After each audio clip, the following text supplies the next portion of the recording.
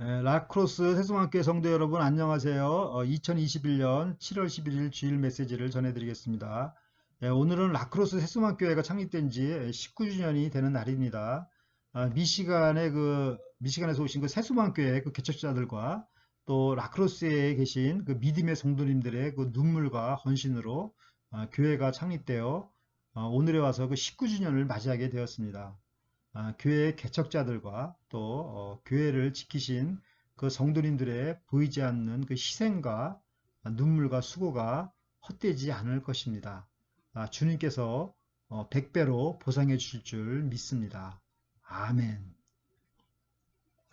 오늘 말씀은 주와 복음을 위해 헌신한 제자들에 대한 보상에 대한 말씀입니다.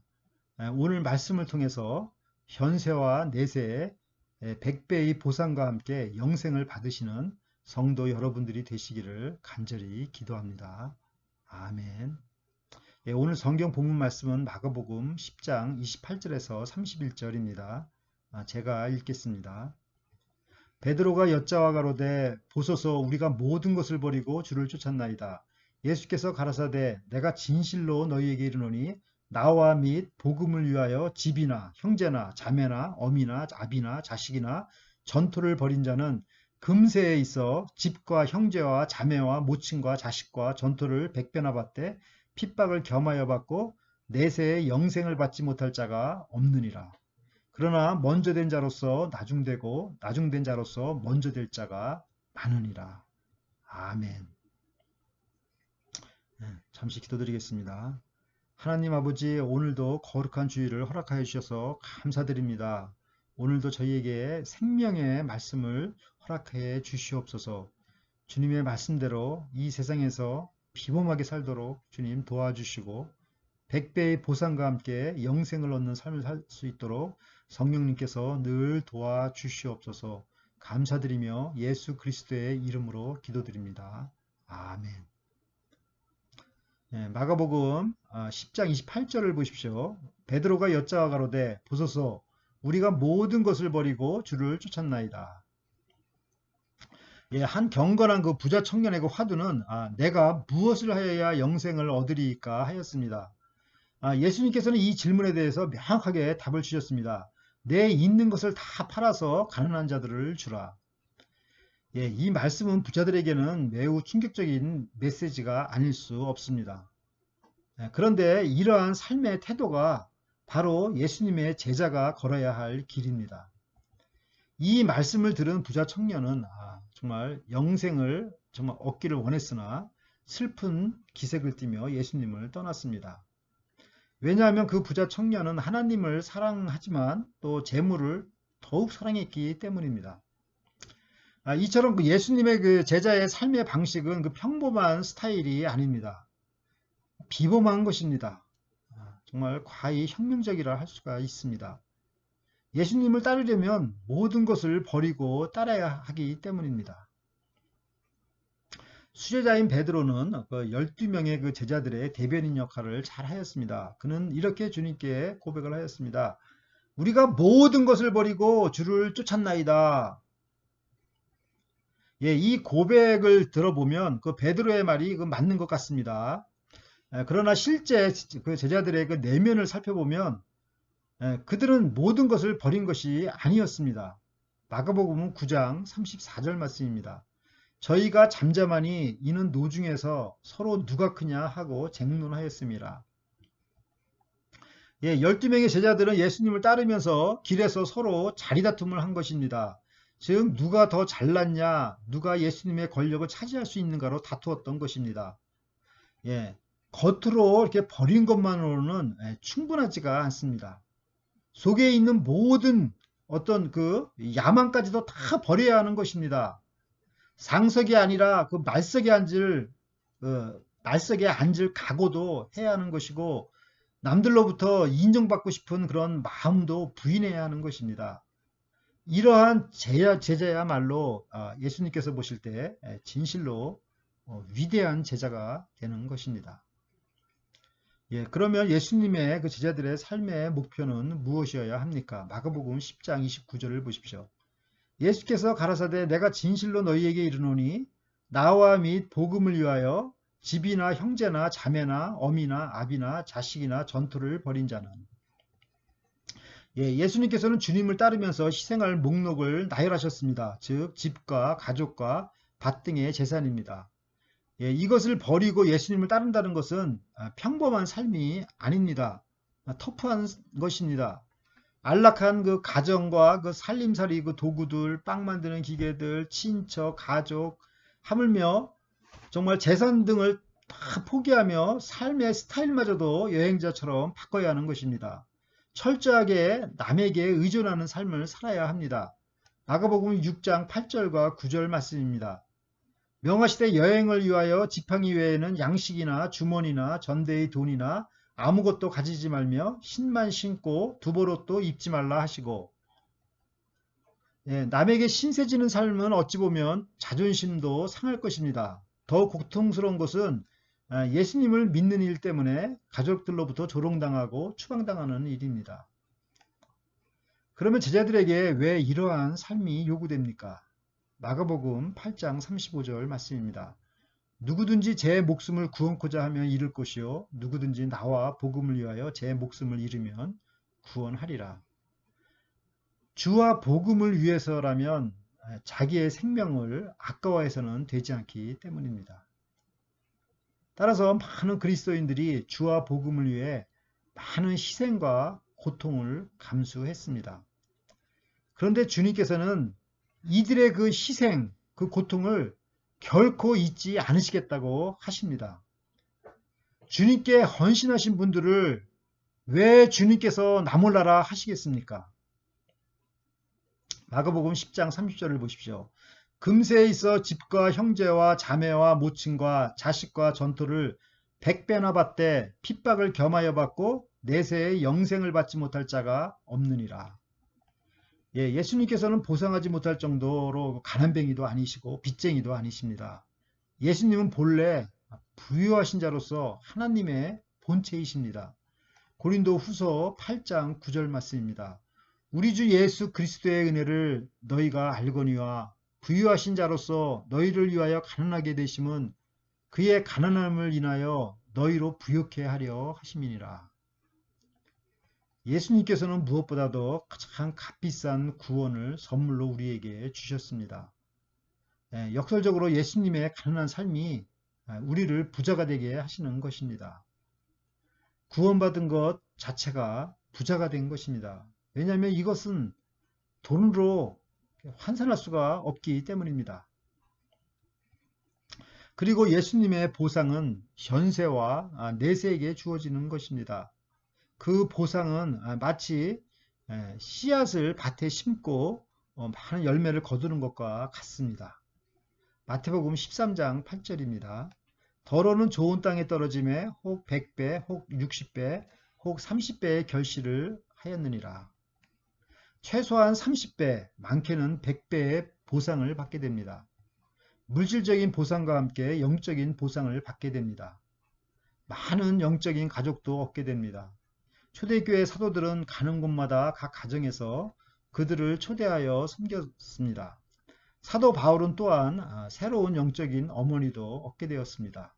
로마서 16장 13절 말씀입니다. 주 안에서 택하심을 입은 루포와 그 어머니에게 문안하라. 그 어머니는 곧 내 어머니니라. 그러므로 주님의 보상의 규모는 자그만치 100배입니다.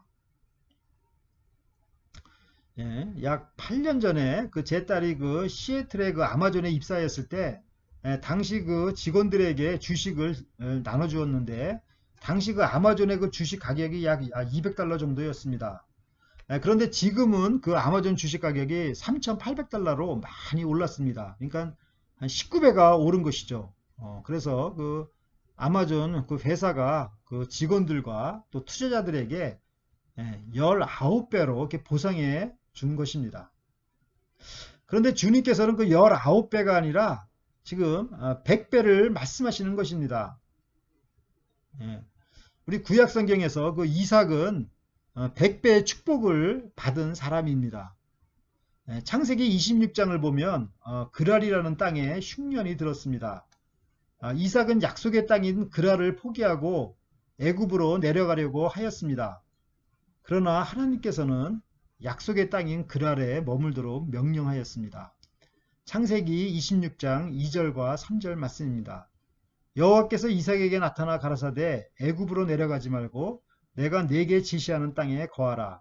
이 땅에 유하면 내가 너와 함께 있어 네게 복을 주고 내가 이 모든 땅을 너와 네 자손에게 주리라. 애굽에 내려가면 양식을 구할 수 있고 생고생 안 할 수 있습니다. 그런데 하나님께서는 흉년의 때에 그랄 땅에 머물라고 이상한 명령을 하셨습니다. 이 말씀에 순종하는 것은 정말 어려운 것입니다. 그런데 이삭이 정말 비범했던 것은 이 말씀에 순종했다는 것입니다.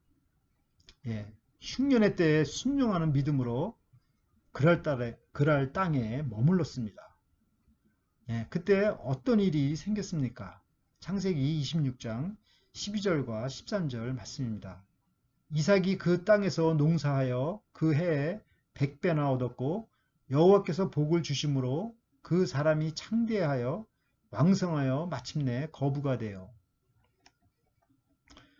위기는 기회라는 말은 이삭에게 해당되는 말 같습니다. 이삭은 흉년의 때에 오히려 거부가 되었습니다.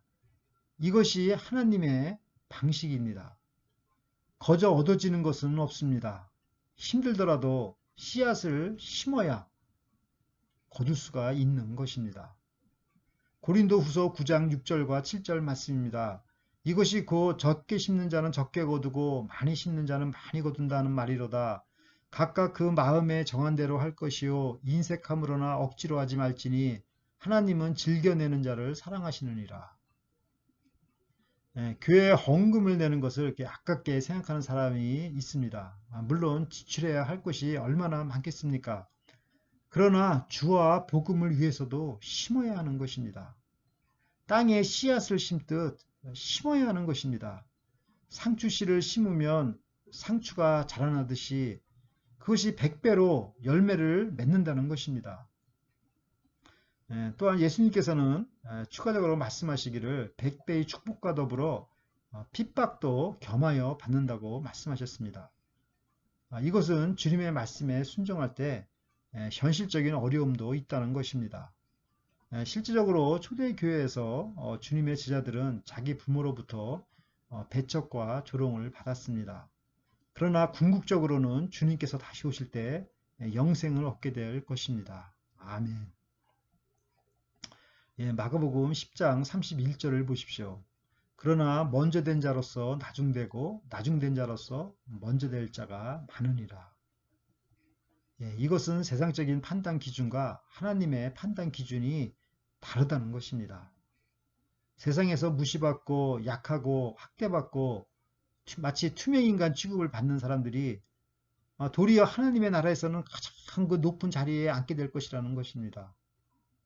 그러므로 우리가 세상적인 그 편견을 가지고 사람을 이렇게 함부로 판단해서는 되지 않습니다. 믿음이 강한 사람이 믿음이 약한 자를 이렇게 무시하기 쉬운데 우리는 그 하나님의 그 시각을 가지고 바라보아야 하는 것입니다. 로마서 15장 1절 말씀입니다. 우리 강한 자가 마땅히 연약한 자의 약점을 담당하고 자기를 기쁘게 하지 아니할 것이라. We who are strong ought to bear with the failings of the weak and not to please ourselves. 사랑하는 라크로스 세수만교회 성도 여러분, 주님께서는 주와 복음을 위해 헌신하시는 제자들에게 현재 이 세상에서 100배의 보상을 약속하셨습니다. 또한 앞으로 다가올 내세에서도 영생을 약속하셨습니다. 이 말씀은 우리의 삶의 목표가 분명하게 주와 복음을 위해 살라는 메시지입니다. 라크로스 세수만교회가 창립 19주년을 맞이하였습니다. 청년의 나이가 되었습니다. 우리 교회가 주와 복음을 위해 전폭적으로 헌신하시는 제자들을 통해서 영적으로 육적으로 건강하고 활기찬 교회가 되기를 간절히 기도합니다. 따라서 라크로스 세수만교회가 정말 전폭적인 헌신을 통해서 100배의 열매를 맺고 생명의 복음, 능력의 복음을 세계 만방에 구석구석 담대히 전파하고 주님의 영광을 드러낼 수 있기를 간절히 기도드립니다. 아멘. 다 함께 기도드리겠습니다. 하나님 아버지, 오늘도 생명의 말씀을 주셔서 감사를 드립니다. 저희가 이 말씀을 붙잡고 저희의 삶의 목표를 주와 복음을 위하여 분명하게 세우고 전폭적으로 헌신하는 삶을 살 수 있도록 도와주시옵소서. 나중된 자가 먼저 될 자가 많다고 하셨사오니 비록 저희가 약한 믿음을 가졌다 할지라도 절망치 않고 오직 말씀을 굳게 붙잡고 저희의 믿음이 날마다 점점 더 성장하게 도와주시옵소서. 그래서 주님 안에서 100배의 풍성한 열매를 맺게 하여 주시옵소서. 축복과 함께 핍박도 있다고 하셨사오니 어떠한 시련 속에서도 두려워하지 않고 담대하게 맞서 싸워 승리할 수 있도록 도와주시옵소서. 이삭이 하나님의 말씀에 순종한 것을 배워서 저희가 어떤 어려운 상황 속에서도 주님의 말씀을 굳게 믿고 따르게 하여 주시옵소서. 저희 성도님들 한 분 한 분 더욱 건강을 지켜주시고 특히 김옥선 집사님의 대장암 깨끗하게 치료하여 주시고 노건사님의 다리 정맥과 허리를 깨끗하게 치료하여 주시옵소서. 여행 중이신 많은 성도님들의 안전을 지켜주시고 바바라 자매가 속히 가정으로 돌아올 수 있도록 인도하여 주시옵소서. 감사드리며 예수 그리스도의 이름으로 기도드립니다. 아멘.